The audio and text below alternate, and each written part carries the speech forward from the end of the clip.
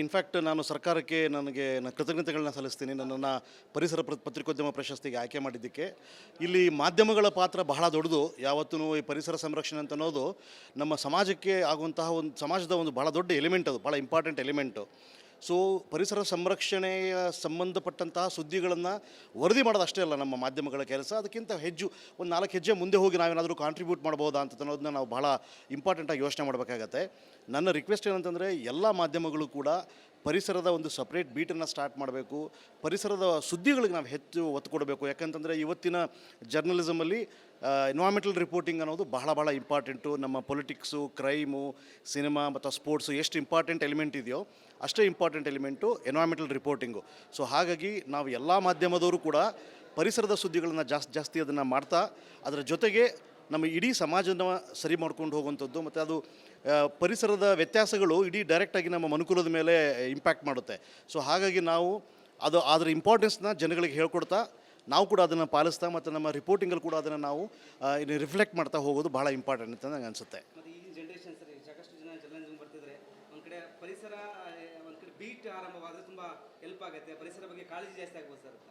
ಖಂಡಿತ ಅದು ಭಾಳ ಇಂಪಾರ್ಟೆಂಟ್. ಏನಂತಂದರೆ, ಬೇರೆ ದೇಶದಲ್ಲೆಲ್ಲ ಎನ್ವೈರ್ಮೆಂಟಲ್ ರಿಪೋರ್ಟಿಂಗ್ ಅನ್ನೋದು ಭಾಳ ಇಂಪಾರ್ಟೆಂಟ್ ಸಬ್ಜೆಕ್ಟು ಮತ್ತು ಭಾಳ ಇಂಪಾರ್ಟೆಂಟ್ ಬೀಟ್ ಅದು. ನಮ್ಮಲ್ಲಿ ಅದು ಈಗ ಅಂದರೆ ಕೆಲವೊಂದು ಇಂಗ್ಲೀಷ್ ಪತ್ರಿಕೆಗಳಲ್ಲಿ ಮಾತ್ರ ಇದೆ, ಕನ್ನಡ ಮಾಧ್ಯಮದಲ್ಲೂ ಕೂಡ ಅದು ಎನ್ವೈರ್ಮೆಂಟಲ್ ರಿಪೋರ್ಟಿಂಗು ಭಾಳ ಇಂಪಾರ್ಟೆಂಟ್ ಬೀಟಾಗಿ ಪರಿಗಣಿಸಬೇಕು. ಆ ಸುದ್ದಿಗಳಿಗೆ ಸ್ಪೇಸ್ ಕೊಡಬೇಕು ನಾವು. ನಮ್ಮ ಪತ್ರಿಕೆ ಆಗಲಿ, ಎಲೆಕ್ಟ್ರಾನಿಕ್ ಮೀಡಿಯಾ ಆಗಲಿ, ಎರಡರಲ್ಲೂ ಕೂಡ ನಾವು ಪರಿಸರದ ಸುದ್ದಿಗಳಿಗೆ ಸ್ಪೇಸ್ ಕೊಡ್ತಾ ಹೋದರೆ ಬಹಳ ಅನುಕೂಲ. ಸರ್, ಮತ್ತು ಪ್ರಶಸ್ತಿ ಕೊಟ್ಟಿದ್ದಾರೆ, ಈ ಒಂದು ಪರಿಸರ ಪತ್ರಿಕೋದ್ಯಮಕ್ಕೆ ಏನು ಹೇಳ್ತಾರೆ ಸರ್ ಸರ್ಕಾರಕ್ಕೆ ಅಂತ? ಸರ್ಕಾರಕ್ಕೆ ನಾನು ಹೇಳೋದು ಇಷ್ಟೇ ಸರ್, ಪರಿಸರದ ಪ್ರಶಸ್ತಿಯನ್ನು ಕೊಟ್ಟಿದ್ದೀರಿ, ಪರಿಸರದ ಪ್ರಶಸ್ತಿಯನ್ನು ಸ್ಥಾಪನೆ ಮಾಡಿದ್ದೀರಿ. ಇದರ ಜೊತೆಗೆ ಪರಿಸರದ ಕಾಳಜಿಯ ಕ್ರಮಗಳನ್ನು ಕೂಡ ಹಾಗೆ ದಯವಿಟ್ಟು ಕೈಗೊಳ್ತಾ ಹೋಗಿ.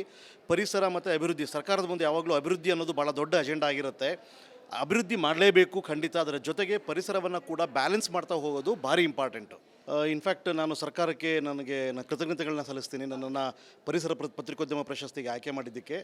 ಇಲ್ಲಿ ಮಾಧ್ಯಮಗಳ ಪಾತ್ರ ಬಹಳ ದೊಡ್ಡದು. ಯಾವತ್ತೂ ಈ ಪರಿಸರ ಸಂರಕ್ಷಣೆ ಅಂತ ಅನ್ನೋದು ನಮ್ಮ ಸಮಾಜಕ್ಕೆ ಆಗುವಂತಹ ಸಮಾಜದ ಒಂದು ಭಾಳ ದೊಡ್ಡ ಎಲಿಮೆಂಟ್, ಅದು ಭಾಳ ಇಂಪಾರ್ಟೆಂಟ್ ಎಲಿಮೆಂಟು.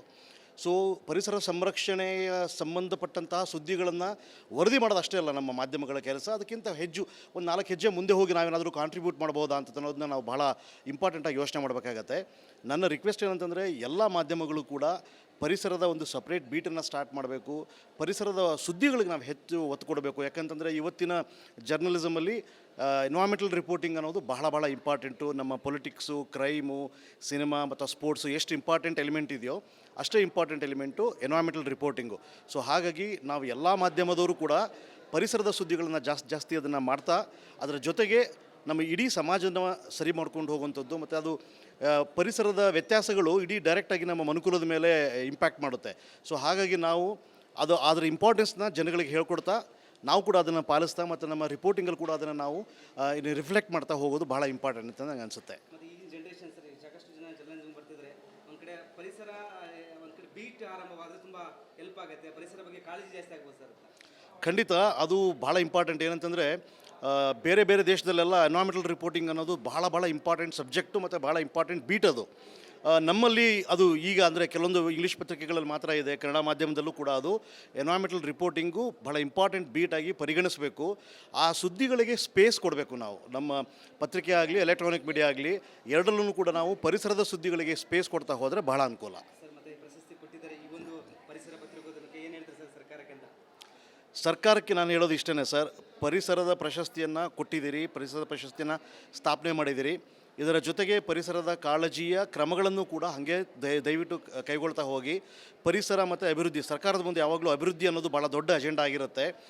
ಅಭಿವೃದ್ಧಿ ಮಾಡಲೇಬೇಕು ಖಂಡಿತ. ಅದರ ಜೊತೆಗೆ ಪರಿಸರವನ್ನು ಕೂಡ ಬ್ಯಾಲೆನ್ಸ್ ಮಾಡ್ತಾ ಹೋಗೋದು ಭಾರಿ ಇಂಪಾರ್ಟೆಂಟು. ಇನ್‌ಫ್ಯಾಕ್ಟ್ ನಾನು ಸರ್ಕಾರಕ್ಕೆ ಕೃತಜ್ಞತೆಗಳನ್ನ ಸಲ್ಲಿಸ್ತೀನಿ. ನನ್ನನ್ನು ಪರಿಸರ ಪತ್ರಿಕೋದ್ಯಮ ಪ್ರಶಸ್ತಿಗೆ ಆಯ್ಕೆ ಮಾಡಿದ್ದಕ್ಕೆ.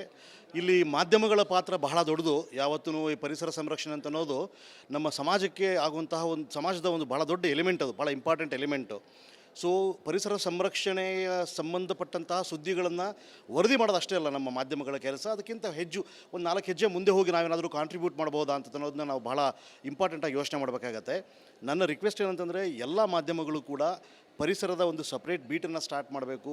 ಪರಿಸರದ ಸುದ್ದಿಗಳಿಗೆ ನಾವು ಹೆಚ್ಚು ಒತ್ತು ಕೊಡಬೇಕು. ಯಾಕಂತಂದರೆ ಇವತ್ತಿನ ಜರ್ನಲಿಸಮಲ್ಲಿ ಎನ್ವೈರ್ಮೆಂಟಲ್ ರಿಪೋರ್ಟಿಂಗ್ ಅನ್ನೋದು ಬಹಳ ಇಂಪಾರ್ಟೆಂಟು. ನಮ್ಮ ಪೊಲಿಟಿಕ್ಸು, ಕ್ರೈಮು, ಸಿನಿಮಾ ಮತ್ತು ಸ್ಪೋರ್ಟ್ಸು ಎಷ್ಟು ಇಂಪಾರ್ಟೆಂಟ್ ಎಲಿಮೆಂಟ್ ಇದೆಯೋ ಅಷ್ಟೇ important element environmental reporting. So ಹಾಗಾಗಿ ನಾವು ಎಲ್ಲ ಮಾಧ್ಯಮದವರು ಕೂಡ ಪರಿಸರದ ಸುದ್ದಿಗಳನ್ನು ಜಾಸ್ತಿ ಅದನ್ನು ಮಾಡ್ತಾ, ಅದರ ಜೊತೆಗೆ ನಮ್ಮ ಇಡೀ ಸಮಾಜನ ಸರಿ ಮಾಡ್ಕೊಂಡು ಹೋಗುವಂಥದ್ದು, ಮತ್ತು ಅದು ಪರಿಸರದ ವ್ಯತ್ಯಾಸಗಳು ಇಡೀ ಡೈರೆಕ್ಟಾಗಿ ನಮ್ಮ ಮನುಕುಲದ ಮೇಲೆ ಇಂಪ್ಯಾಕ್ಟ್ ಮಾಡುತ್ತೆ. ಸೊ ಹಾಗಾಗಿ ನಾವು ಅದರ ಇಂಪಾರ್ಟೆನ್ಸ್ನ ಜನಗಳಿಗೆ ಹೇಳ್ಕೊಡ್ತಾ, ನಾವು ಕೂಡ ಅದನ್ನು ಪಾಲಿಸ್ತಾ, ಮತ್ತು ನಮ್ಮ ರಿಪೋರ್ಟಿಂಗಲ್ಲಿ ಕೂಡ ಅದನ್ನು ನಾವು ರಿಫ್ಲೆಕ್ಟ್ ಮಾಡ್ತಾ ಹೋಗೋದು ಭಾಳ ಇಂಪಾರ್ಟೆಂಟ್ ಅಂತ ನನಗೆ ಅನಿಸುತ್ತೆ. ಮತ್ತು ಈಗಿನ ಜನ್ರೇಷನ್ ಸರಿ ಸಾಕಷ್ಟು ಜನ ಜರ್ನಲಿಸಮ್ ಬರ್ತಿದ್ರೆ ಒಂದು ಕಡೆ ಪರಿಸರ ಒಂದು ಕಡೆ ಬೀಟ್ ಆರಂಭವಾದರೆ ತುಂಬ ಹೆಲ್ಪ್ ಆಗುತ್ತೆ, ಪರಿಸರ ಬಗ್ಗೆ ಕಾಳಜಿ ಜಾಸ್ತಿ ಆಗ್ಬೋದು ಸರ್. ಖಂಡಿತ ಅದು ಭಾಳ ಇಂಪಾರ್ಟೆಂಟ್. ಏನಂತಂದರೆ ಬೇರೆ ದೇಶದಲ್ಲೆಲ್ಲ ಎನ್ವೈರ್ಮೆಂಟಲ್ ರಿಪೋರ್ಟಿಂಗ್ ಅನ್ನೋದು ಭಾಳ ಇಂಪಾರ್ಟೆಂಟ್ ಸಬ್ಜೆಕ್ಟು ಮತ್ತು ಭಾಳ ಇಂಪಾರ್ಟೆಂಟ್ ಬೀಟ್ ಅದು.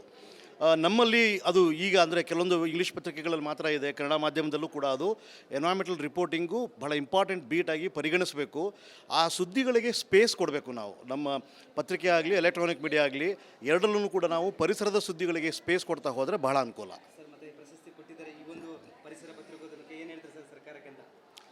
ಸರ್ಕಾರಕ್ಕೆ ನಾನು ಹೇಳೋದು ಇಷ್ಟೇ ಸರ್, ಪರಿಸರದ ಪ್ರಶಸ್ತಿಯನ್ನು ಕೊಟ್ಟಿದ್ದೀರಿ, ಪರಿಸರದ ಪ್ರಶಸ್ತಿಯನ್ನು ಸ್ಥಾಪನೆ ಮಾಡಿದ್ದೀರಿ.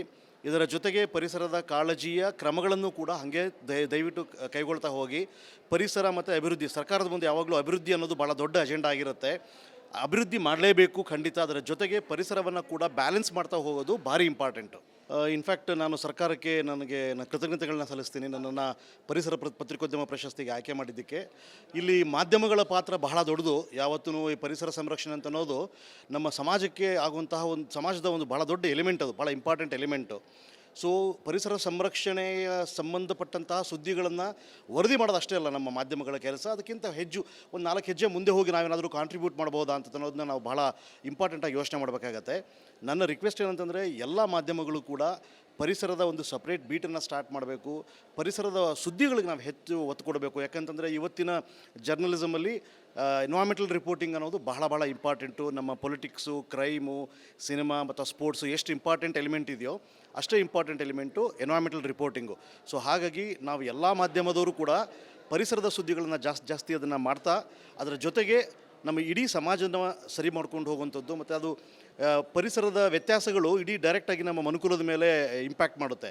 ಸೊ ಹಾಗಾಗಿ ನಾವು ಅದರ ಇಂಪಾರ್ಟೆನ್ಸ್ನ ಜನಗಳಿಗೆ ಹೇಳ್ಕೊಡ್ತಾ, ನಾವು ಕೂಡ ಅದನ್ನು ಪಾಲಿಸ್ತಾ, ಮತ್ತು ನಮ್ಮ ರಿಪೋರ್ಟಿಂಗಲ್ಲಿ ಕೂಡ ಅದನ್ನು ನಾವು ರಿಫ್ಲೆಕ್ಟ್ ಮಾಡ್ತಾ ಹೋಗೋದು ಭಾಳ ಇಂಪಾರ್ಟೆಂಟ್ ಅಂತ ನನಗೆ ಅನಿಸುತ್ತೆ. ಮತ್ತು ಈಗಿನ ಜನ್ರೇಷನ್ ಸರಿ ಸಾಕಷ್ಟು ಜನ ಜರ್ನಲಿಸಮ್ ಬರ್ತಿದ್ರೆ ಒಂದು ಕಡೆ ಪರಿಸರ ಒಂದು ಕಡೆ ಬೀಟ್ ಆರಂಭವಾದರೆ ತುಂಬ ಹೆಲ್ಪ್ ಆಗುತ್ತೆ, ಪರಿಸರ ಬಗ್ಗೆ ಕಾಳಜಿ ಜಾಸ್ತಿ ಆಗ್ಬೋದು ಸರ್.